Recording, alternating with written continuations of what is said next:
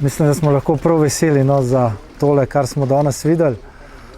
To degradirano področje že iz leta 2007, ko se je ekonomska srednja šola preselila. Od tega časa 2007 je to degradirano območje. Vemo, da smo imeli kar nekaj pritožb stanovalcev. Mislim, da s tem bomo tudi rešili mal problem, pereči problem podgan, o katerih se zdaj v zadnjem času veliko govori v Kranju. Kaj pridobivamo? Oziroma, če povem to, kar so mi zaupali, vse gre po planu, tako da junija ne bi bil kompleks zaključen in 1. septembra lahko že pričakujemo učence in pa otroke v varstvu tukaj noter v tej stavbi. Predvideva se 18 oddelkov osnovne šole ter pa 4 vrtčevski oddelki in če je zdaj trenutno 302 dijaka, bomo kapaciteto povečali na 500 učencev, na 526 učencev in pa skoraj 100 otrok v vrtcih, 98, kar res predstavlja en velik zasuk oziroma neko veliko dodano vrednost v mestni občini Kranj za to osnovno šolo. Ne bo samo to, kar vidite, obnova in pa dozidava teh novih stvari, gre tudi za energetsko sanacijo in tudi predpriprava za sončno elektrarno, kar pomeni, da bo šola po vsej verjetnosti kar samozadostna, kar se same energije tiče. Tako da smo lahko dejansko zelo veseli, da smo res to se pravi po 12 letih so se končno začela dela in s tem rešujemo kar perečo problematiko, kar se tiče pomanjkanja prostora v osnovni šoli in pa vrtcih. Kako se bo ta prostorska stiska razbremenila, v katerih šolah?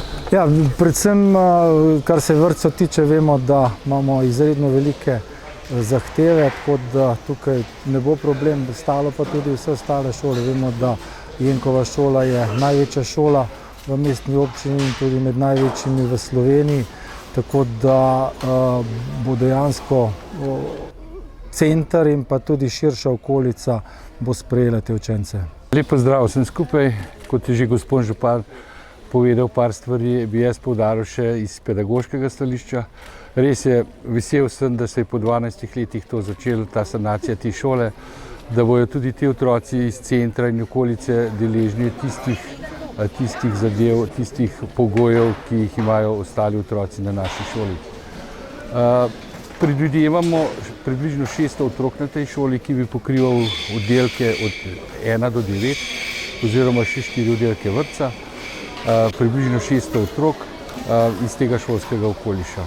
Sama sanacija, mislim, da je že gospod župan povedal, poteka po tajmingu, v redu. Čeprav mene še vedno majhen skrbi, namreč letos smo imeli težave, smo 3 razrede, 3., 4., 5. preselili na gradbeno šolo, na Prinskovo.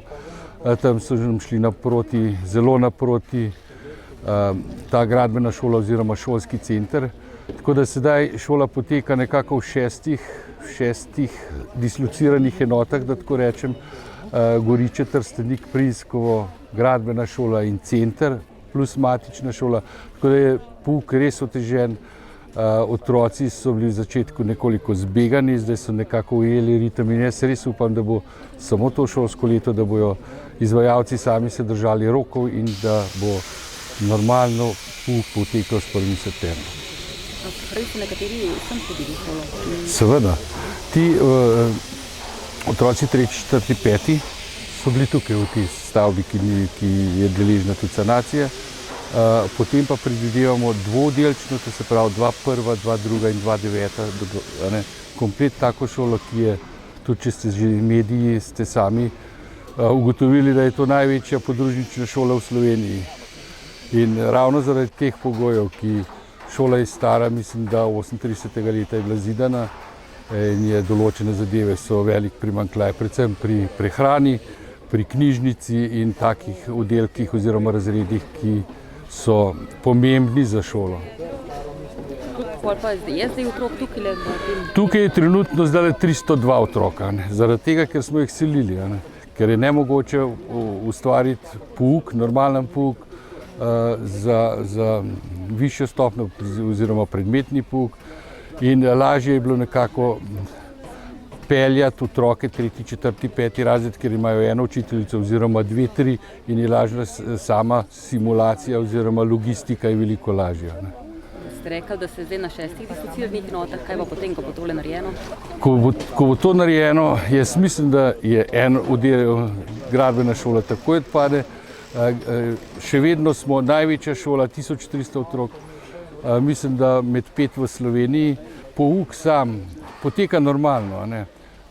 Le dela je oziroma sama organizacija, samo da rečem podjetje naše, 162 zaposlenih, kar je številka ogromna in potrebujem pomoč s 3 pomočniki in z vso osebjem je kar zalogaj, da se uspešno vodi šola oziroma da se dobi oziroma doseže tiste uspehe, ki jih pričakujemo oziroma starši pričakujejo.